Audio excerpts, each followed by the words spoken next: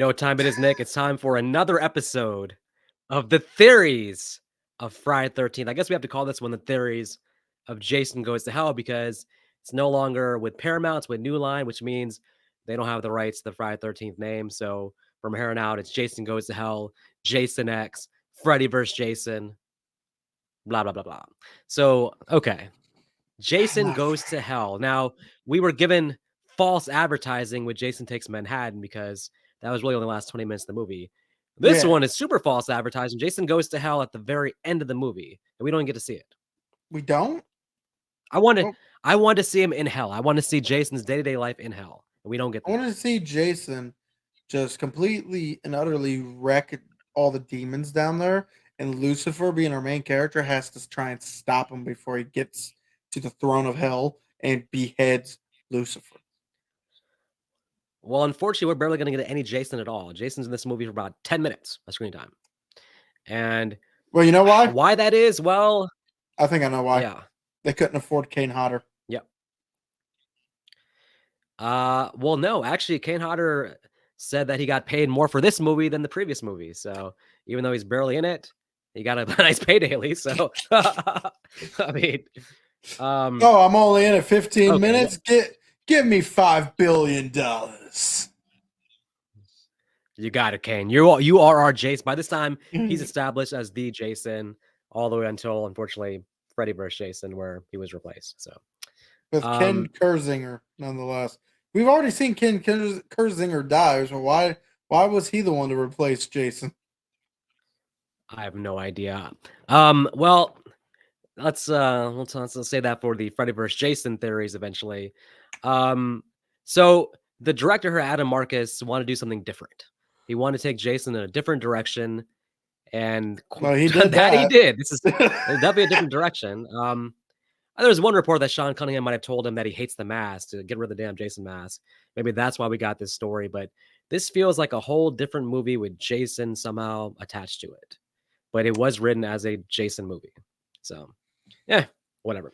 Okay. We pick up. Well, we don't know when we pick up because it's not really canon with the previous 8 movies. But if it is, we can say that Jason was in Manhattan, turned to toxic waste, and now it's back in Crystal Lake. One theory that I talked about in the last video is that because Jason was in New York, jurisdiction-wise, it now became a federal case. He put a negative spotlight on himself, and now the FBI is here to kill him, finally. Yeah, and as anyone who watched the other one also knows that we talked about one theory that it was Creighton Duke that revived Jason with the Necronomicon. Oh my God! Now, you know what makes more sense now? Think about it. The toxic waste melted Jason into goo, and then he slides out of the sewage into the North Pacific, and then slowly drifts back to Crystal Lake, where he finally materializes because now he's back home into his immortal state. So the goo just went all the way from Manhattan back to Crystal Lake. Yes. By water. Yes. Wow. Okay. And when Jason hit the boundaries, the borderline of Camp Crystal Lake, that's when he materialized. I mean, I think maybe that, or maybe just the curse of Crystal Lake is that he just basically appears back in Crystal Lake because he's doomed to. He can leave there temporarily, but he has to stay there because of the curse, whatever that might be. Okay. Either way, he's back in Crystal Lake. Yeah. I think they should have had Jason win. Jason Takes Manhattan, just kill the 2 main characters, and then have him at the end climb out of the sewer and just start walking back towards Crystal Lake. I mean, that would have been entertaining for sure. So at the beginning of Jason Goes to Hell, we're treated to a random woman coming to a cabin in Crystal Lake. We see the sign saying Crystal Lake. This is a pretty actually good opening because you get the classic, we know Jason's there, but they play with that. She looks in the mirror. He's not there behind her. She gets naked for a second to take a shower. Still no Jason. When Jason does confront her, we see her with a magical towel over a car, magical towel that will not be stripped of. Runs to the woods, lures Jason in the woods where the FBI kills him. Yes. Now the first question is, who would sign up for this case? Because basically her mission was to go to the cabin, Mm-hmm. put yourself in a vulnerable position, Mm-hmm. and then somehow lure Jason deep into the woods where the FBI is going to kill him. Well, let's be fair. What happens if Jason just kills her at the cabin? Well, let's be fair. She probably wasn't told to actually get naked, because again, that is a dangerous part to put her in. Most likely, as an FBI, they would have told her, go in there, and I guarantee you, eventually he'll show up. Yeah. But Yeah, instead, I don't know like what kind of bonus they're giving her, but who's sitting there like, okay, so go there, wait for him to show up. He's killed how many people? Hundreds of people. I'm gonna go there and wait for him to show up. That sounds like a death wish, like a suicide mission. Like, and who signs yet up for that? but I guarantee you, her getting in the shower was her decision. It's like, well, from what we know, he's summoned by sex. Okay, So let's he comes get in the naked. he comes in the bathroom. You're naked. How are you defending yourself? You're dead. I don't understand the logic. If she knows that she's here to lure him out, her moves are very stupid in the house because she's like just walking around. She's getting naked. She's like just putting herself in a position where like, okay, if he is there, he's going to kill you. Luckily for her, it works out. But I don't know who would have accepted this case as an FBI agent and been like, okay, I'd have been like, okay, now you guys are going to be there at the house too. Like, nope, we're deep in the woods. Draw him out to the woods. I'd be like, well, no, but there's like 3 people like at the house too, right? Like, nope, we're deep in the woods. We'll meet you there. It's like, oh, it's a mass murderer. Honestly, what they should have done is have us follow that FBI agent throughout the movie, because then it could be Jason doing what he can to take revenge on her. Yeah. This whole movie, if it was the FBI chasing Jason, like in the woods, almost like Predator style, much better movie. They had it right there. Just have this whole thing being the FBI versus Jason in the woods. You have an amazing new formula that's doing something different, and it would have been more entertaining, I feel like. Creighton Duke is already in the woods at the beginning. He's already in the woods being like, nah, that's not going to do. He's already like basically there watching the FBI. So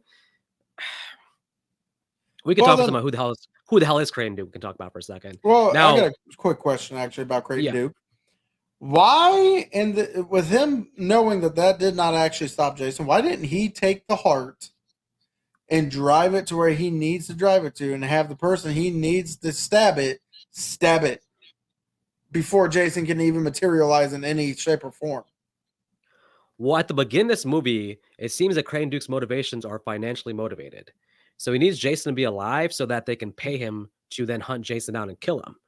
So he's basically trying to get $500,000 out of this. So it's like he could just kill Jason, you're right, by just destroying the heart, right? But if he walks up on the heart, though, does the heart basically then possess you to eat it? Is it dangerous to get it walk anywhere near the heart? So that's the question too. So actually now because I'm an asshole to you, his name ain't actually Creighton Duke. His name is Rufus. Oh my God. And you know what would have happened if he ate the heart? The same thing that happened when he ate the ring that he needed to kill some Abaku. He's going to eat it, then he's going to shit it out. You know, these supernatural references have no place in a Friday 13th video. I don't know why you do this, man. Nobody has seen all 15 seasons or 35 seasons.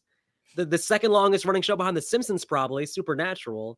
You know, I like the actor. So I would shout out Creighton Duke, Stephen Williams, not in Supernatural, but the old show 21 Jump Street. He was the police captain. He was good in that. But you just had to get your reference in. I get it. I did because guess what?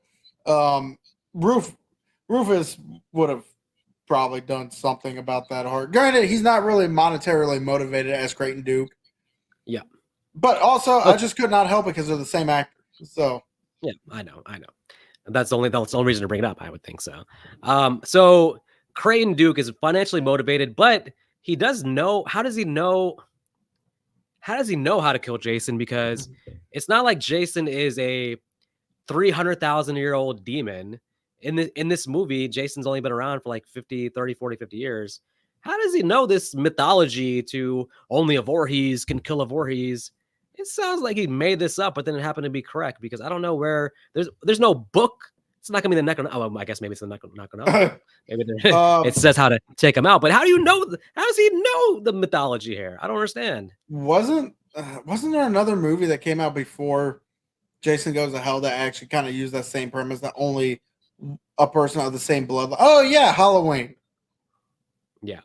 Oh well, not only that, but even more recent, even more like pointed than that is Freddy's Dead a few years earlier was the whole thing where his daughter had to kill Freddy. Yeah, so So the they're new line was really cooking with the idea of like family members are the key to killing our villain. But okay, so what's funny with Crane Duke though is like he knows mythology, right? So he confronts Diana Voorhees at the her diner. restaurant that she works at. He says to her, he's like, "You know why I'm here, and you know what you must do." And so like apparently she knows the mythology too. He's saying it like, "Oh, well, you know I'm here and you know what we got to do." It's like so she knows the thing too apparently and she doesn't disagree. She's like, "Yes, I know." Like it's like, "Well, how does she know it then too?" Like they both know how to the mythology to kill Jason. It doesn't makes no sense. So Um I got a semi answer. It's not concrete. It makes no sense. But I'm going to say it anyway. that's this whole video. So. What if? Hey, bad. What if Creighton Duke was either a friend of the Voorhees or possibly a lover of Pamela, or maybe even just a friend of the father? And why am I still fucking blurry? There we go. But yeah, he could have been one of those three: a friend of the family, a friend of just the father, maybe even a lover of Pamela. Mm-hmm. And knowing what Pamela did with the Necronomicon is where he then starts getting the mythology. He probably even read some of the passages of the Necronomicon, not out loud, so he didn't summon demons, but probably, but I guarantee that book does have a way to reverse in case something goes haywire. Mm. And when the mom is eventually killed off, Creighton Duke does go to Diana and explain everything to her. And because he's a friend of the family, it's possible that she's going to believe him 100%. It's like, when has this man ever lied to me? I get that, but his interaction with Diana in the movie, at least, it doesn't seem like friendly per se. Well, it's It seems possible more right like, after that he disappeared. well, maybe, but basically, I mean, I guess we can take that as something because, like I said, they both know the mythology somehow. So And they both know I each guess other. I don't like any explanation coming from involving the Necronomicon because I just don't think Jason's a Deadeye. I don't think the Necronomicon theory is just like to me the silliest thing in the world. So Now, what but if? I mean, yeah. So we know there's 3 different books. What if this version of the Necronomicon does not create deadites, but legitimately just brings the dead back to life? We don't know 100% what the 3rd book does. Right. No, okay. I mean, maybe, but I just think that here's the thing with this whole premise. Okay, so I don't know if this whole idea makes sense to the rest of the series about the whole body hopping thing because in the final chapter, I mean, Jason was killed. Tommy Jarvis killed him as a kid, and he Yes. was buried and dead until Tommy Jarvis brought him back. But Yes. there was none of this Voorhees, unless it's Tommy Jarvis Voorhees is like the actual name. There was none of that back then. So nowhere in the history of the franchise is like, anything about a Voorhees having to kill him or even body hopping. Although, if you want to connect this to the earlier sequels, you could maybe say, was Roy possessed by Jason in part 5? Is that why he had superhuman powers all of a sudden? So Maybe. Another thing, and again, it's never concrete, obviously, theories. What if the Jarvis family was a subsect of the Voorhees family, like cousins? Like Anything's maybe possible, but now we're just jumping into like, how do we make this fit? I mean, of course, anything's possible, but I don't know if I buy that. But well, we kind of have to maybe. make it fit somehow if we're to believe that this is, or the other thing is Pamela does the ritual with whatever, does whatever ritual she does, thinking Jason's dead, but he's not. But the ritual still applies once he dies. Mm-hmm. And the only other thing that happens is in order for the ritual to fully take place, something's got to be the catalyst to eventually bring him back after he dies. Since the ritual itself can't be that catalyst anymore. So there's two things I can add about the idea of is this canon or not with the series. There's a Fangoria article from back then when the movie first came out. And in the article about the movie, it actually says, I don't know if this came from the director or writer or whatever, but Adam Marcus, but it says in the article that the way that Jason Goes to Hell is treating the earlier films is that within this world, basically, Jason is a real thing, but those movies are just movies in this universe. So fake. Like based so on. basically 1 through 8 was movies based on the real Jason, and now this is the first movie that's actually the real Jason, like in effect, pretty much. So treating the early movies as like just movies, that's the way you can say, okay, so then they're not really canon. They're canon in a way because they're movies based on the real Jason, but that would make sense in that, okay, the body hopping, all that stuff, that only applies to the real Jason. There's no reason for that to be in the movies, I guess. Okay, so that's one theory. Now, the other thing, though, is there's a deleted scene that is present in the television version of Jason Goes to Hell. Not only scene, it's added on to this scene where Creighton Duke is being interviewed by the newscaster guy, where Creighton Duke says, he's like, how many times have they killed Jason? 8. They've tried everything. They've tried toxic waste. He directly references that like 8 times he's been killed, and he directly references toxic waste. So in that scene, he seems to be hinting at this is after Jason Takes Manhattan. It's just that it's in the TV version. Hold up. 8 times. So obviously, yes, I can see drowning. Let's say he did drown. That's one. Yep. Or he drowned and maybe someone pulled him out of the water, gave him CPR, and then he killed that guy in a fit of rage. Whatever. Right. Either way, let's say he did drown. And then in the second movie, which he didn't die in, but we'll say he did, got chopped in half. Sort of. Yeah. Wow. Okay. The third movie, axe to the head and hung. Again, technically didn't die. We're to believe he didn't die until part 4. So then Tommy going to town on him, that was a full death, but that counts. And then part 5, which he was not in, by the way. Mm-hmm.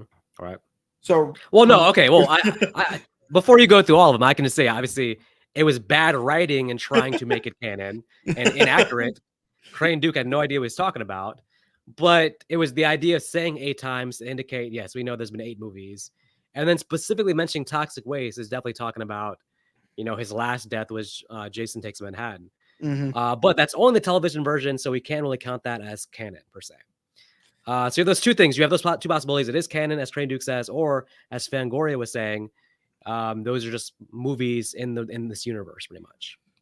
Well, it would still, if we do the Fangoria one, that one's a little bit more legible because it's by the director. You said? I don't know. So it's a quote from the article, but it's just I saw the article, but I don't think it was a direct quote from anybody. It was just the article saying that. But it was from when the movie came out, so it's like kind of. I'm assuming the writer must have been told that by somebody, but it does make sense. I mean that. Well, that we kind were of told explains that by everything. somebody who would have quoted him. I've never heard about say it until I saw this Fangoria article. It's been a fan theory, but this is the first time. I mean, it's obviously still a theory, but I think that would make sense because in this world, Jason's a celebrity.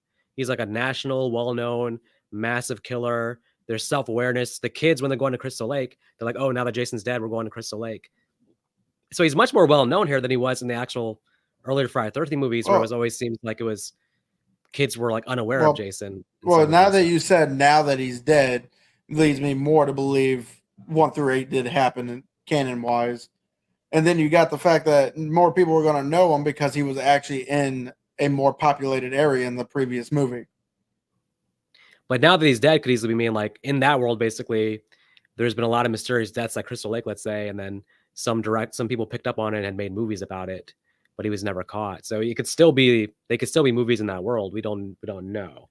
No, I'm tend to believe that it's impossible for it to be canon just because, like I said, in this movie, Jason's like he's an alien basically. He's a demon hopping, whatever, body hopping thing that's just never been present in the earlier movies. It would have came up, I feel like.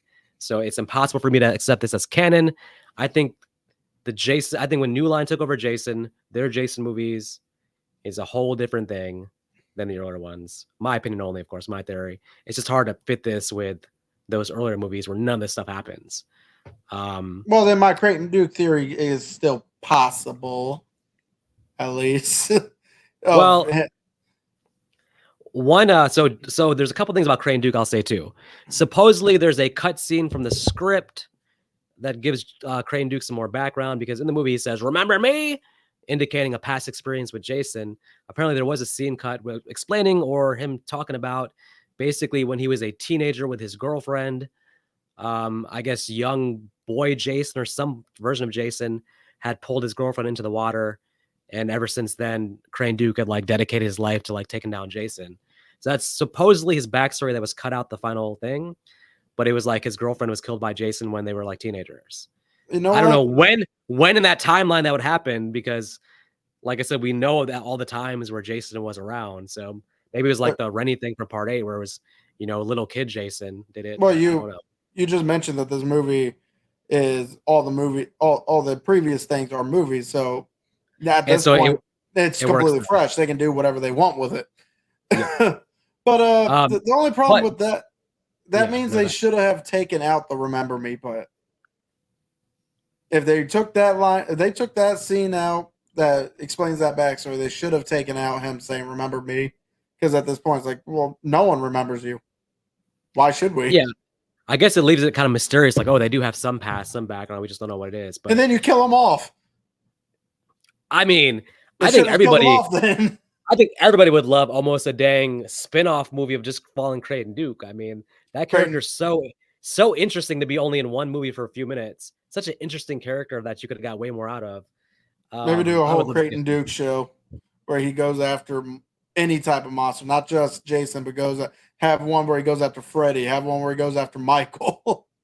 Like all these fan films people are doing, you could easily do a Creighton Duke prequel where this is like the first time Creighton Duke encountered Jason. Well, you could easily make that prequel.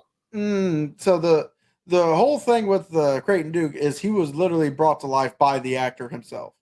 I guarantee you, anyone else tries to play Creighton Duke unless they can 100% imitate our actor's mannerisms, his way he speaks, everything about Creighton Duke, I don't think it would end well. All right, I got it. So basically, it's a sequel. Then we convince Stephen Williams to come back, and we just pretend he didn't. Die.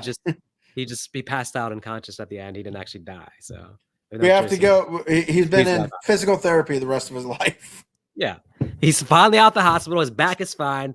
He heard about Jason coming back in Freddy vs. Jason, and now he's coming back to finish the job. I mean, just to give you a big slap to the face, because I know how much you did not like the remake because of me. Just have it a sequel to the remake with him being Creighton Duke. I mean, I don't hate the remake at all, but no, you just hated me constantly saying Sam versus Jason. Oh God. 2 supernatural references in one video. Man, we're going for the holy moly record here. No, but yeah, maybe make a sequel to the remake, or just make another remake and have the actor Stephen Williams come back and go ahead and play Creighton Duke just to say screw it. Right. So, okay, one found on Creighton Duke. One other theory I should mention that has been brought up, which goes back to the idea that the first 8 films are canon. This one's a little bit harder to put together, but on the surface, it kind of fits in a way. And it's the idea that Creighton Duke really is Reggie the Reckless from part 5. Now you take that "Remember Me." It makes no damn sense. Because now he's dealing with real Jason, not Roy Burns. Maybe Reggie just forgot about that. It was like, unless the whole thing about either Jason body hopping through the previous movies is somewhat makes some sense then, or maybe the Roy thing is the only time you could say, okay, maybe there was some body hopping here. Or the only time that makes sense is Roy. So, or Roy Burns was the one who was resurrected in part 6, which also makes no damn sense. I hate that theory. The fact that it's been Roy Burns this whole time, I hate that theory. I'm not. In order for Reggie himself to be like, "Remember me," it's like, boy, no, because that's not Roy Burns. Unless Tommy resurrected Roy Burns, go fuck yourself. Well, this leads into our next theory. Actually, we talk about, because you're right. He could have said, "Remember me," and then because Jason can talk in this movie. Jason could have been like, "I'm not Roy Burns." But the bigger point is here, Jason Well, does talk in Jason this movie. only Jason only talked when he was one of the people. He didn't talk as himself. Yeah, but he was inhibiting the person as Jason. So Well, yeah, Jason but says, "Get away from her, Ed." That's Jason commanding the body to speak. That's the well, first yeah, time and the only time Jason has ever spoken. Again, the director, Adam Marcus, wanted to do something different, but I don't feel like that fits. I think having him stay quiet would have made more sense if Jason was actually in his body. So, in the process of body hopping, at one point, Jason is when he's the guy from the morgue, his next person to jump into is going to be this cop, right? hmm So for some reason, he gets the cop naked and shaves him. I know why. And I don't know Uh, why this scene is in it. Why is this scene in this movie? I don't understand what this is about. uh, you can So say it's weird. panning the running time. The other thing you can say is Jason might not want to kiss someone who's bearded, or maybe it's the person that the morgue guy coming out a little bit, be like, Why? no, we ain't kissing a man when he's fully bearded. Okay, Why? shave him. Why is he? Why is he naked and strapped up though? I don't understand. Oh, Maybe man. Jason wants only hairless bodies. One thing one thing I did pick up on this watch also was that maybe we talked about this before, but it was he was at the beginning when he's actually taken to a hospital in Ohio. His body was flown to Ohio from Crystal Lake. Because I think when we first watched it, we were like, wait a minute, Crystal Lake is in Ohio now, but his body was flown, and then at the beginning of the movie, he somehow walks back to Crystal New Lake from Jersey. Ohio. Yeah. Yeah, no, from Ohio. Yeah, he comes back to New Jersey, I guess. Well, whatever. But okay. When Jason comes back at the end, finally, peers up, kills He- Cranor, but just temporarily knocks out Creighton Duke. He's tackled by Steven, our main character. Now, Yep.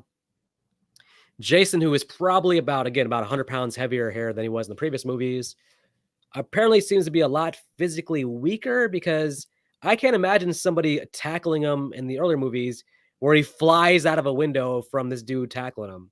They fly out the window together, and I'm like, that's not the zombie Jason I know. Like, I don't. So maybe Steven is just that much stronger and we didn't realize because he's played by a scrawny little shit. Now, they get outside. Now, I would think Jason, who's been like dormant this whole movie, is finally back in the flesh. I would think he's thinking it's killing time. It's time to get to work. No, So it's passion. It's fighting time. why does he decide to instead to beat the shit out of Steven instead of kill him? When has Jason in previous movies been like, I have a stick in my hand, instead of stabbing you, I'm gonna break in half and beat you over the head with it? When has it ever been a Jason thing before? I don't understand. Maybe Jason has been so annoyed with Steven, he's like, you know what? Killing you is too easy for you. I'm gonna hurt you. I think we have to acknowledge Jason's behavior in these scenes he's in. It's a lot of evidence that this is like a different canon from the first 8 movies, because you could be like, okay, this is the real Jason. In the movies, they made him like a quick hit slasher, but this is the real Jason because this is definitely different behavior than even Jason Takes Manhattan Jason. Jason Takes Manhattan Jason isn't going to sit there and like beat him over the head with a stick and throw him around the playground and stuff like that. Like, this is ridiculous. This is not Jason. So this is definitely lends credence to the idea that this is a different canon. Well, apparently it wouldn't have been a different canon because I have heard that allegedly Steven was actually supposed to be Tommy Jarvis. Allegedly. See, I heard allegedly that Creighton Duke was originally supposed to be Tommy Jarvis, which would have made a lot of sense for that character to be Tommy Jarvis. If someone's gonna know all the lore and mythology, you'd be like, oh, okay, Tommy Jarvis knows it, probably, right? If anybody does. But they didn't have the I don't think they had the rights on this stuff. They had the rights to just the Jason character. Mm-hmm. So they couldn't bring back other characters from the earlier movies, stuff like that. So just Jason Voorhees, I think, is what they had access to. I feel like they could have used the Tommy Jarvis. If they I don't know how it works. Jason, they should be able to use Tommy Jarvis. But if you bought, so I don't know if you bought just the character of Jason, for example, though, I don't know if this is actually true. If you have just the character of Jason, then Paramount would still own the character of Tommy Jarvis because he's from a Paramount movie. So I don't know. That's always been like never fully explained. Like, was it a choice to name the movies Jason Goes to Whatever because you didn't have the rights to say Friday the 13th, or was it just literally like you just chose not to, or you just only had the Jason character? I don't know. But Tommy Jarvis would have been a good fit here. Jason goes to hell at the end. Finally, the magic dagger, when placed in the hand of Voorhees, stabs him through the chest. He's taken down to hell by big, giant Muppet hands as stars come through his chest. Freddy Hand, who was actually, ironically, played by Kane Hodder, ended up doing the Freddy Hand. So, okay, let's say this is canon, and then in this franchise, in this New Line franchise, Jason X is canon, Freddy vs. Jason's canon with this movie. If Jason's taken to hell because of Voorhees killed him, all that shit is like unraveled once Freddy vs. Jason comes because he's back. Freddy brought him back. I don't understand why it didn't stick. It was all bullshit because he's back in Freddy vs. Jason, killing again. What happened the whole in Freddy vs. Jason? What happened to the whole only a Voorhees can kill a Voorhees? Like, because if I was sure, Jason did not die in Freddy vs. Jason. He didn't die, but I don't understand how he's brought back to life. He should be stuck in hell because he was stabbed by a Voorhees. And Monica Keena and her friend, really, they should be like, hey, we got to find this Voorhees person, whoever the characters from Jason Goes Hell are. They're going to be the only ones that can kill Jason again. So, well, who knows how diluted the blood is between Jason's alleged sister and his niece. Well, and remember also now, his niece also has the baby, so the baby is a grown adult now. So you could have easily tied it in by the adult being somebody who hears about Jason is like, oh, I'm the only one left that can kill him. So, well, yeah, but I'm talking about how that, because we don't know if the person, Voorhees has to be. Stop that. We don't know if the whole Voorhees needs to be the one to kill Voorhees. What if, because technically the person that ended up stabbing Jason was his niece. So what if the person that stabbed Jason maybe needed a lot more Voorhees blood in him than what she would have had? She would have been 50-50. Yeah, but it worked though. Like at one point, Creighton Duke tossed her the dagger. She grabbed the dagger, hits her hand, and it like electrifies. Like there's clearly magic powers in his hand. When she stabs him, they come and take him to hell. So clearly it works. It's just it didn't stick though. It was like, well, really the Voorhees thing is cool until Freddy comes along and just brings him back. So, or maybe it's just temporary because again she may not be full blooded. I mean, they had to get to Freddy vs. Jason, so there was no way to really fully kill Jason if you know he's coming back in Freddy vs. Jason. So, well, listen, whether you love the movie or hate the movie, they definitely took a different path with it, and I guess something should be said about trying new things. And Stephen Williams, if you're watching this, which I doubt you are, bring back Creighton Duke.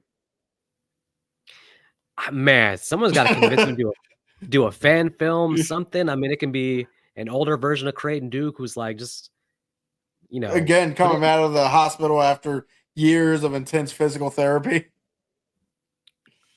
I just want him to be like, remember me again?